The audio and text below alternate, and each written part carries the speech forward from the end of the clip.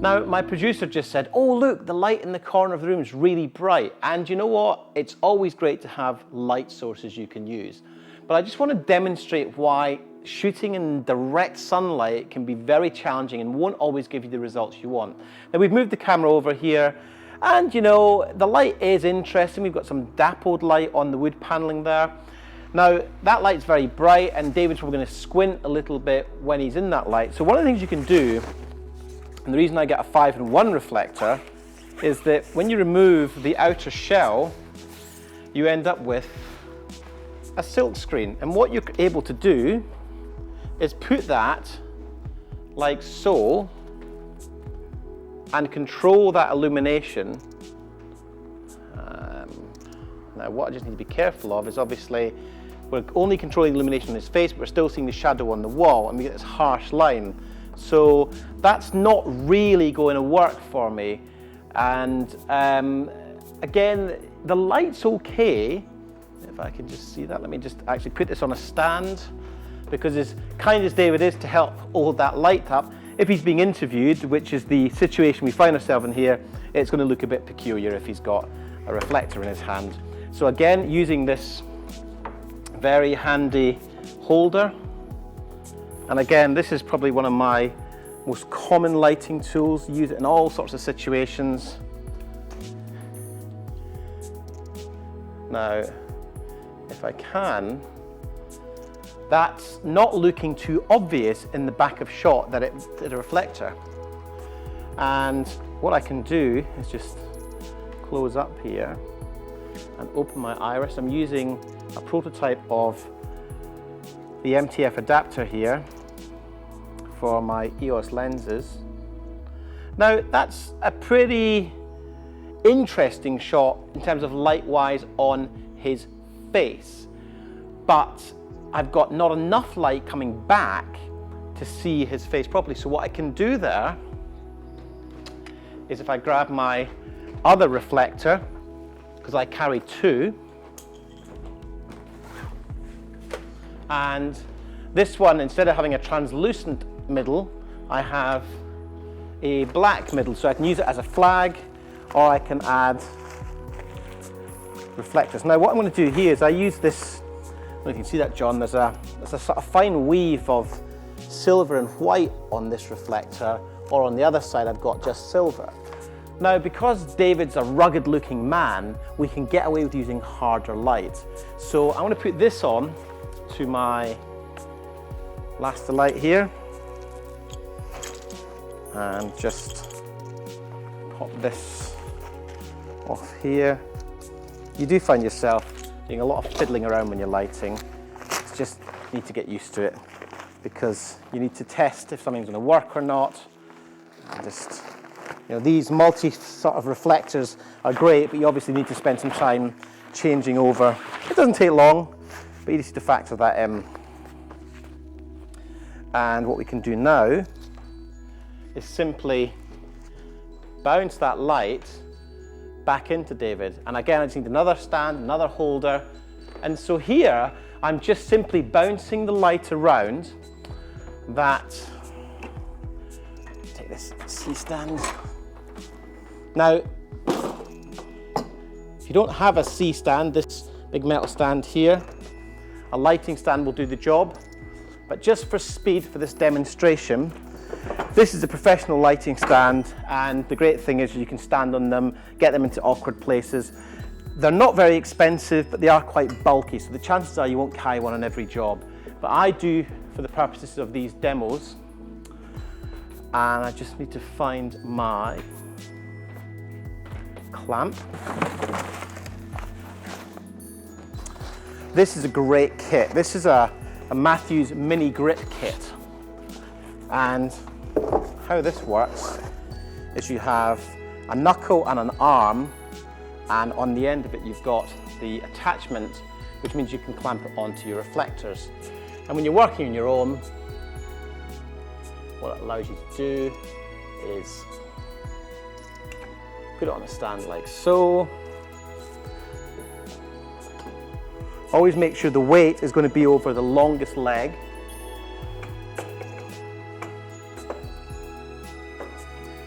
clamp this on.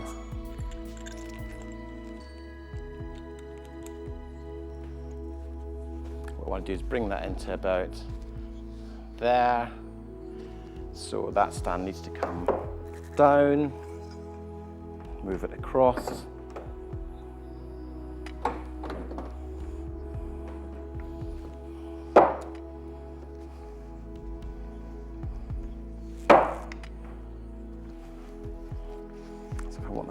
Here. Might just move this chair out of the way. The reason I want to illustrate this is that, you know, there's a lot of lo-fi moving stuff around just to get the gear where you want it to be. Now that's going to be in shot, so I want that to be there.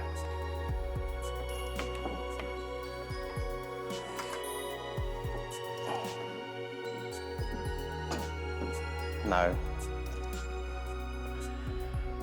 obviously we've got that in vision, so I need to move this back and still get the lighting I want. Perfect.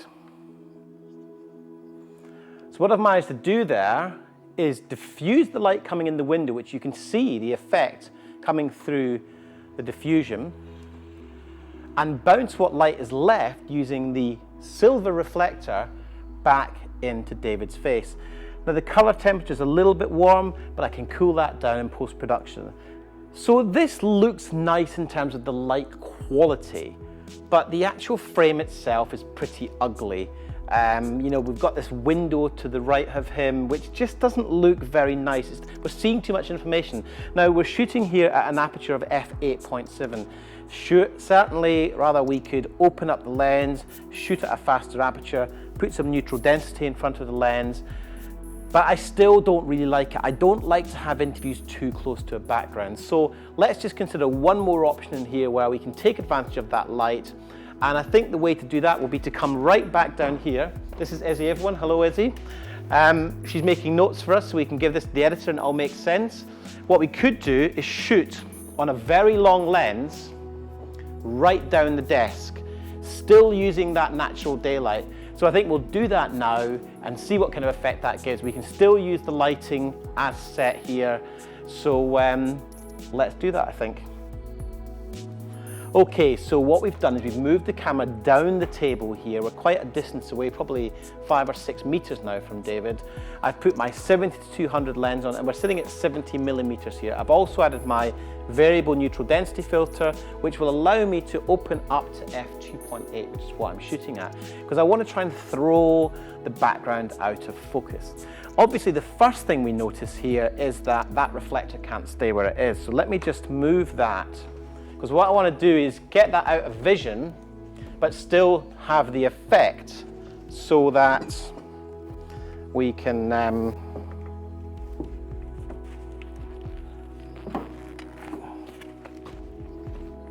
we go.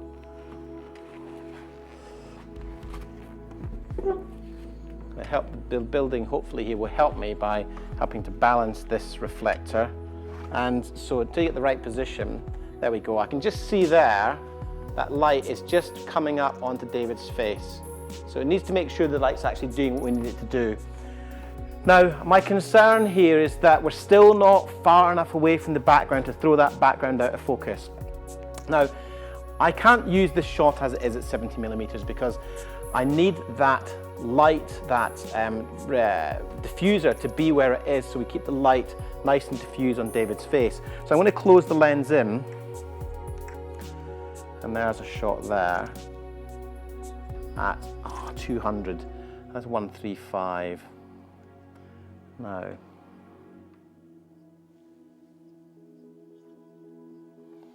it's pretty milky looking, that.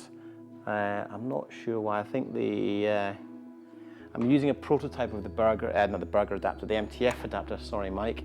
And he did say it's not quite been configured for image stabilized lenses. Let me switch all the image stabilizing off.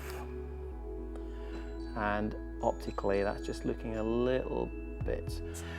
The problem is I'm right on the end of the lens on an adapter with a variable ND. I think you'll find if I take this filter off, I'll get a sharper image, and you can see right away that we are. So if we stop that down, so we're just losing a bit of softness there. Now that shot's okay actually, even at f5.2. I still feel that the back of shot is a little bit distracting. Now this comes down to subjective personal preference. Some people might be quite happy with that shot. It feels like it's just a little bit hot on his skin tone. So let me put this filter back on and see if I can stop down using that.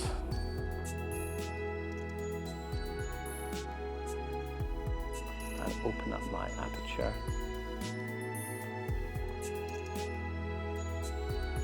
No, I'm not happy. It's just losing too much softness on this filter.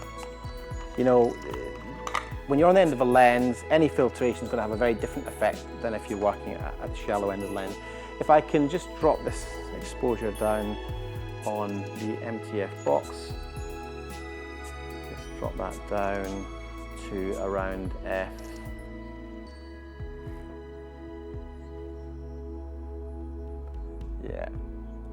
f6.4.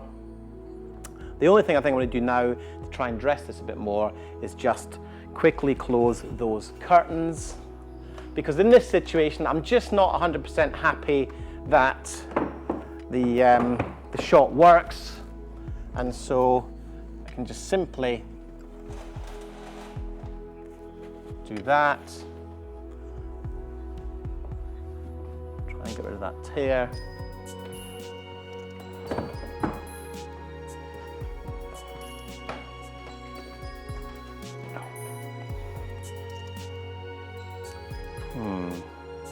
It's okay. It's okay. I think it would be better if we could physically move David down the table. But this is the whole point of this, is to illustrate that when you think you've got some natural light you can use and you think great, it actually ends up causing you more problems than not. So the moral of this story is to not use natural light as your key lighting source. Use it by all means in the back of a shot, but I always prefer to control the light, because you end up making lots of compromises that you really don't want to make.